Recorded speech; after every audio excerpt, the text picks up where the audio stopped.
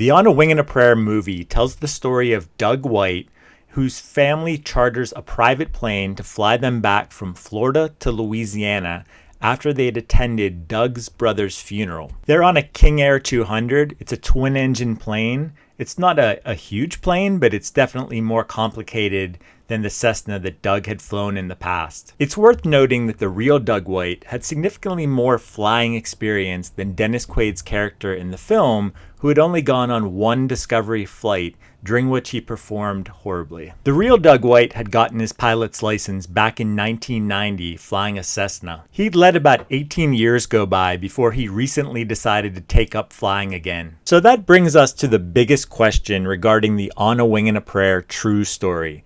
Did Doug White fly into a storm in real life? In the movie, a strong crosswind blows him off course and he has to abort his first landing attempt on runway 6 at Fort Myers. It is at that point that he flies into a storm with heavy wind, lightning, and thunder. He then gets a call from Kerry Sorensen, the expert in the King Air 200. Sorensen actually calls the cell phone of pilot Joe Kabuk, who is deceased. Kerry calms him down and talks him through the landing over the phone. I'll start by pointing out that the phone call never happened. He never talked to Kerry Sorensen directly in real life. During his approach and landing attempt at Fort Myers, he was only talking to Brian Norton, who is portrayed by E. Roger Mitchell in the film. Brian Norton was getting information from Dan Favio, who was on the phone with Kerry Sorensen. Now, to answer the biggest question with regard to On a Wing and a Prayer's historical accuracy, did Doug White fly into a storm? No, there was no storm in real life. In fact,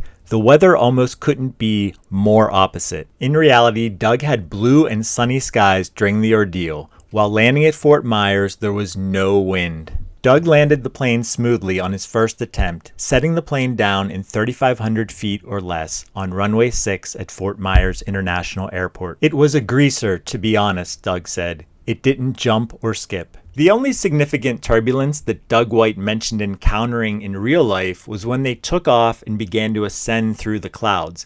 But at that point, their pilot, Joe Kabuk, was still alive and in control. I hope that helps to clarify what was the movie's biggest liberty with the truth. It's also worth noting that Doug White was not some sort of clumsy pilot like Dennis Quaid's character. The real Doug White was far more meticulous and in control. In fact, one of the air traffic controllers described Doug White as being like the coolest cucumber throughout the intense ordeal. He told NBC News that there were moments he got nervous even if he didn't show it. It was a focused fear, he said, and I was in some kind of zone that I can't explain. As for his family, it's true that they were quite emotionally distraught. Upon learning that the pilot was likely deceased, his wife Terry trembled, his 16-year-old daughter Bailey cried, and his 18-year-old daughter Maggie threw up. If you want to learn more about the On a Wing and a Prayer fact versus fiction, check out our article over on historyversushollywood.com. That's linked in the description below.